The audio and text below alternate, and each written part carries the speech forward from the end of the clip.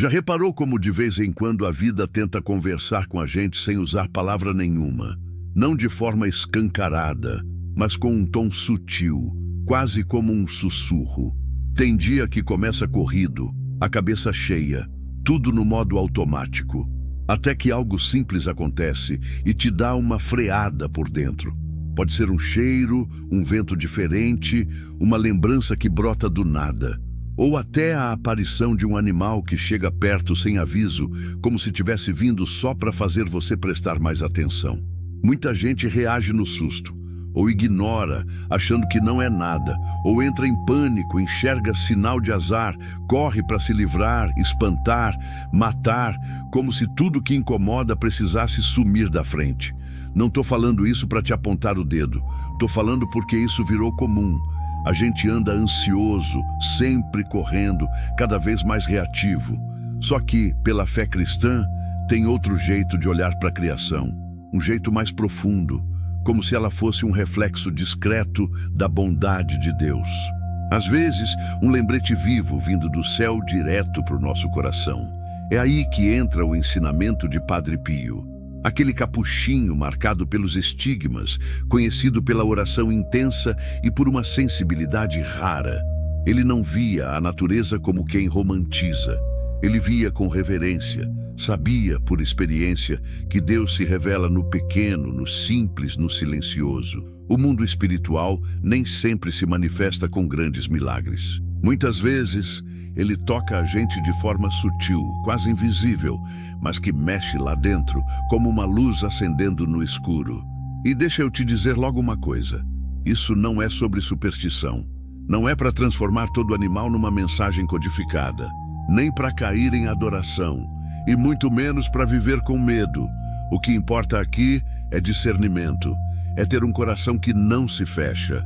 Porque quando a gente destrói no impulso, quando age por raiva ou desprezo, a gente vai se tornando insensível. E coração insensível tem dificuldade para ouvir Deus. Reza, mas sente distância. E nem percebe que é a própria dureza que está trancando as portas por dentro. Tem uma fala de Jesus que, se você para sentir de verdade, arrepia. Ele diz que nenhum passarinho cai sem que o Pai veja. Pensa na grandeza disso. Se Deus presta atenção numa criatura tão pequena, imagina o que Ele não vê nos nossos gestos, nas nossas reações, no modo como tratamos a vida. Padre Pio falava muito sobre coerência espiritual. Como é que eu peço misericórdia e ajo sem misericórdia?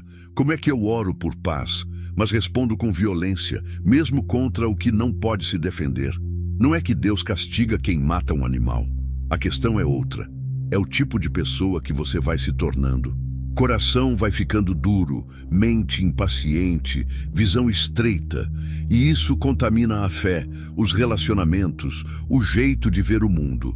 Por outro lado, quando você aprende a respeitar a criação, mesmo quando ela te dá medo ou nojo, começa a desenvolver uma força rara, domínio interior. Você passa a escolher melhor as respostas, cria uma paz que não depende do externo, e isso sim muda muita coisa por dentro. Nesse roteiro, eu quero te conduzir por 4 criaturas. Cada uma, dentro dessa leitura simbólica cristã, representa uma virtude. Podem ser sinais, sim, mas o principal é o que elas podem despertar dentro de você.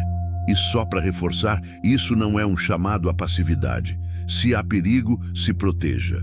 Mas evite o impulso de destruir por medo, por superstição ou por irritação. Essas 4 criaturas podem estar te lembrando de algo que sua alma precisa reaprender: paz, doçura, vigilância e humildade. E antes de te apresentar a primeira, quero te pedir uma coisa simples. Vai se ouvindo enquanto escuta. Repara no que o corpo sente. Veja se vem resistência, desconforto, memória, medo.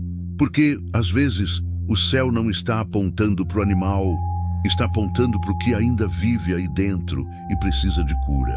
A primeira criatura dessa leitura espiritual é a pomba. E isso tem um peso especial. Desde os primeiros capítulos da Bíblia, ela aparece como sinal de reconciliação, de recomeço, da presença serena de Deus. Depois do dilúvio, quando tudo parecia acabado e o mundo ainda estava coberto de silêncio, foi uma pomba que voltou com um ramo no bico. Como quem dissesse, a vida continua, a esperança ainda respira. Mais tarde, no batismo de Jesus, o céu se abre e o Espírito Santo desce. Mas não como um fogo que consome, nem como um trovão que assusta. Ele vem em forma de pomba, branca, simples, silenciosa. É como se Deus estivesse mostrando que a verdadeira força espiritual não grita, não impõe. Ela pode ser mansa, pode ser paz. Padre Pio dizia que Deus costuma visitar as almas do mesmo jeito que essa pomba desceu. Sem barulho, sem espetáculo, mas com uma presença que transforma por dentro. Por isso, quando uma pomba aparece perto da casa, no quintal, na janela, ele ensinava que não se deve reagir com raiva ou indiferença.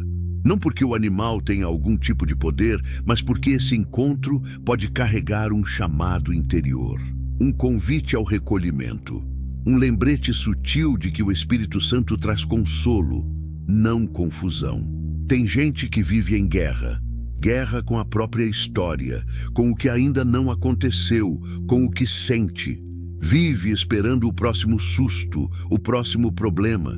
E às vezes Deus permite que algo simples aconteça, só para quebrar esse ritmo. Um pássaro que pousa, um silêncio que surge do nada, um instante em que o coração desacelera. A pomba representa isso, uma presença que não invade, mas acolhe, que não exige, mas acalma.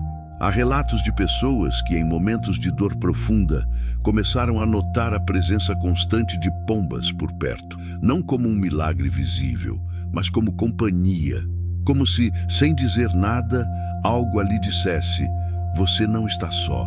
Esse tipo de sinal não muda o que está acontecendo fora, mas muda o que está acontecendo dentro. E quando o coração muda, até a dor encontra outro caminho. Depois da pomba, vem uma criatura bem menor, que muitos temem, mas que carrega um significado espiritual enorme: a abelha. Na tradição monástica antiga, a abelha sempre foi símbolo de pureza, ordem, trabalho silencioso e doçura. Ela não vive para si, vive para servir, para transformar. Pega o néctar e faz mel, pega o simples e faz algo que nutre, que cura. Por isso, muitos monges viam nela a imagem da alma em estado de graça, que recolhe da vida o que ela tem e devolve como virtude. Existe também uma ligação antiga entre a abelha e Maria, não por superstição, mas por simbolismo. Maria foi pura, silenciosa, constante, fiel. Cumpriu sua missão em silêncio, sem aplausos, gerando vida, sustentando a obra de Deus com humildade. Assim como a abelha, que cumpre o que tem que cumprir sem fazer alarde. Padre Pio dizia que quando uma abelha entra em casa, a primeira resposta não deve ser ódio ou desespero.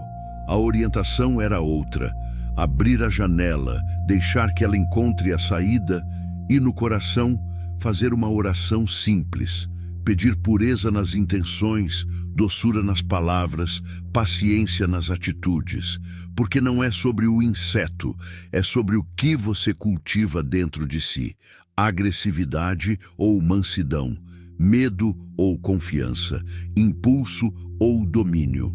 Muita gente carrega traumas, lembrança de picadas, sustos, dor, e isso é compreensível. Mas quando alguém, mesmo com medo, decide não reagir com violência, algo muda no espírito. A pessoa começa a respirar antes de agir. Aprende a confiar mais em Deus do que nos próprios reflexos. E esse movimento interno se espalha para tudo: nos relacionamentos, nas escolhas, na forma de enfrentar os conflitos. A pomba e a abelha apontam para duas virtudes que parecem cada vez mais raras: paz interior e doçura. O mundo ensina a reagir, a eliminar o que incomoda, a se impor.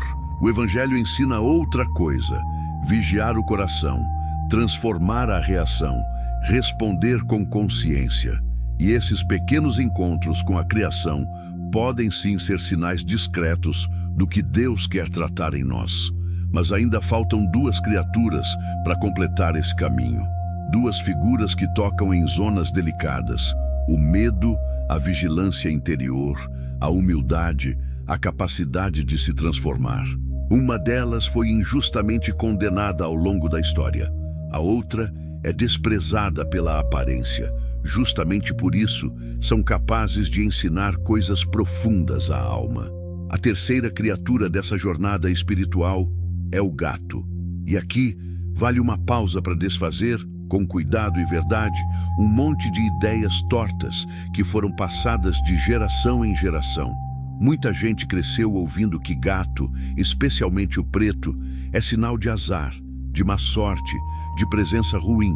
Mas isso não vem do Evangelho, não vem da fé. Vem de medos antigos, de ignorância, de superstições que foram se infiltrando no modo como olhamos para a criação. Padre Pio alertava sobre isso. Dizia que o inimigo adora distorcer o olhar das pessoas, colocando medo justamente onde há beleza ou propósito. Porque o medo cega, o medo gera impulso, o medo leva à violência. E onde a violência entra, a alma vai se endurecendo. Vai perdendo a leveza, o discernimento, a capacidade de perceber Deus nas pequenas coisas. O gato, quando observado com calma, é praticamente uma aula viva de vigilância. Ele sente o ambiente, repara em mudanças sutis, fica atento ao que os outros não notam. Não se agita à toa, mas também não se distrai. E isso ensina muito. Ensina a manter o coração desperto, ensina a estar presente, consciente, atento. A vida espiritual precisa disso, de pessoas que não caminham no automático, que percebem quando uma tentação se aproxima, quando um pensamento começa a puxar para baixo, quando uma emoção começa a bagunçar tudo por dentro. Padre Pio falava muito sobre vigilância espiritual, sobre não deixar a alma adormecer. E nesse sentido simbólico, o gato traz esse lembrete: esteja acordado, sem paranoia, sem tensão excessiva, apenas desperto, com os sentidos do espírito atentos. Matar um gato por medo, superstição ou puro desprezo, para ele era sinal de um coração guiado pelo pânico, não pela fé. Um coração assim se fecha para a confiança em Deus, porque começa a enxergar ameaça onde não há. Isso contamina tudo. A pessoa passa a viver em alerta distorcido, como se o mal estivesse em todo lugar, e esquece que o mundo, apesar das sombras, nasceu do amor de um pai bom. Tem gente que, ao vencer esse medo e começar a tratar os gatos com respeito, notou mudanças profundas no ambiente da casa. Não porque o gato seja mágica, mas porque o gesto de compaixão abriu espaço para a paz. Onde entra a misericórdia, a graça encontra lugar. O ambiente fica mais leve, as conversas se tornam menos ásperas, o sono melhora, o clima muda. E aí chegamos à quarta criatura. Talvez a mais desprezada de todas, aquela que causa arrepio, grito, repulsa em muita gente: o sapo. O sapo não tem beleza convencional, vive no chão, escondido, em lugares úmidos, não canta bonito, não chama atenção, não agrada aos olhos, mas cumpre um papel essencial no equilíbrio da natureza. E mais, passa por uma transformação radical. Começa de um jeito, termina de outro, vive uma verdadeira metamorfose. Na leitura espiritual, o sapo simboliza a alma em processo de conversão. Aquela que ainda carrega limitações, marcas, imperfeições, mas está sendo moldada por Deus. Aos poucos, em silêncio, ele lembra que a santidade não é brilho nem performance, é fidelidade no escondido, é humildade, é aceitar o próprio processo, mesmo quando parece feio, mesmo quando ninguém vê. Padre Pio dizia que Deus ama o que o mundo despreza, ama o pequeno, o esquecido, o estranho. Ama a alma que não se acha importante, mas permanece fiel. Por isso, esmagar um sapo por nojo ou impulso não é só um ato externo, é um reflexo interior. É como rejeitar a humildade que Deus quer formar em nós. É dizer com atitudes: só aceito o que me agrada, só respeito o que me convém. O sapo ensina que a graça age no escondido. que Deus trabalha mesmo quando a gente se sente inadequado, que existe beleza no processo, mesmo antes da transformação ficar visível. Essas 4 criaturas, a pomba, a abelha, o gato e o sapo, revelam um caminho espiritual profundo, um caminho feito de paz, doçura, vigilância e humildade. Virtudes essenciais para que a fé não fique rasa, frágil ou apenas emocional. Virtudes que sustentam a alma mesmo nos dias difíceis. Agora que esses 4 sinais chegaram até você, a pomba, a abelha, o gato e o sapo, talvez algo já esteja se mexendo aí dentro, mesmo que você ainda não saiba nomear, porque no fim das contas, isso nunca foi sobre os animais em si. Foi sobre o que eles despertam na alma, quando a gente aprende a olhar com profundidade e não só com reação. A pomba fala de uma paz que não depende de controle, mas de presença. Aquela paz que não exige que tudo esteja resolvido para existir. Ela aponta para um Deus que está perto mesmo quando o coração está cansado. Um espírito que não invade, mas habita, que não grita, mas consola, que não empurra, mas sustenta. Quando você começa a buscar essa paz por dentro, o jeito de reagir muda. As palavras ficam mais leves, o julgamento menos apressado. A abelha ensina sobre a doçura que nasce do serviço, uma vida que não gira em torno de si, mas transforma o que recebe em alimento para o outro. Uma doçura que não precisa aparecer para ser fecunda. E isso confronta direto aquele nosso desejo de ser visto, reconhecido, elogiado. A alma que aprende a ser como o mel, mesmo carregando feridas, começa a curar só com a presença. O gato lembra da vigilância interior, não aquela que vive em alerta e tensão, mas uma atenção tranquila, uma escuta que percebe quando algo começa a desorganizar por dentro. A alma vigilante não dorme espiritualmente. Ela nota quando a tristeza vira desânimo, quando a raiva começa a se tornar amargura, quando a tentação ganha espaço e aprende a se recolher antes de reagir, a rezar antes de explodir, a confiar antes de acusar. E o sapo talvez seja o mais desconfortável, porque escancara aquilo que a gente mais evita, nossa própria feiura, as partes que a gente prefere esconder. Ele mostra que Deus age na transformação, não na aparência, que a graça não escolhe o mais bonito, mas o mais disponível, que a humildade nasce quando a gente aceita estar em processo, quando reconhece que ainda não está pronto, mas mesmo assim segue, e isso não é vergonha, é caminho. Padre Pio dizia que quem aprende a respeitar a criação começa, aos poucos, a respeitar o Criador, porque passa a agir menos no impulso, mais na consciência, menos no medo, mais na confiança. Deixa de destruir por irritação e começa a proteger. E aí nasce um espaço dentro do peito que quase ninguém cultiva hoje, o silêncio que escuta Deus. Talvez, depois de tudo isso, da próxima vez que você vir uma pomba, você se lembre de respirar e pedir paz. Se ouvir uma abelha, talvez recorde a doçura paciente de Maria. Se cruzar o olhar atento de um gato, pode ser que perceba o convite à vigilância. E se topar com um sapo, quieto, escondido, talvez algo te lembre que seu processo também é sagrado, mesmo sem beleza aparente. Se esse conteúdo te tocou, deixa eu te fazer um pedido diferente. Se inscreve no canal não por impulso, mas como quem quer caminhar junto. Isso aqui não é só sobre vídeos. É um espaço de reflexão, de fé real, de cura por dentro. E mais ainda, se puder, compartilha nos comentários se você já viveu algo assim. Um momento em que um animal, um simples sinal da natureza, mexeu com você de algum jeito. Pode ter sido paz, alerta, consolo ou transformação. O que você contar pode alcançar alguém que está confuso, ferido, achando que Deus não fala mais. E talvez Deus esteja falando exatamente agora, através do pequeno, do silencioso, daquilo que quase ninguém valoriza. Que seu coração aprenda a ver, a ouvir e a sentir com mais profundidade. E que, como dizia o santo de Pietrelcina, você descubra que até nas coisas mais simples, Deus continua sussurrando amor, correção e esperança.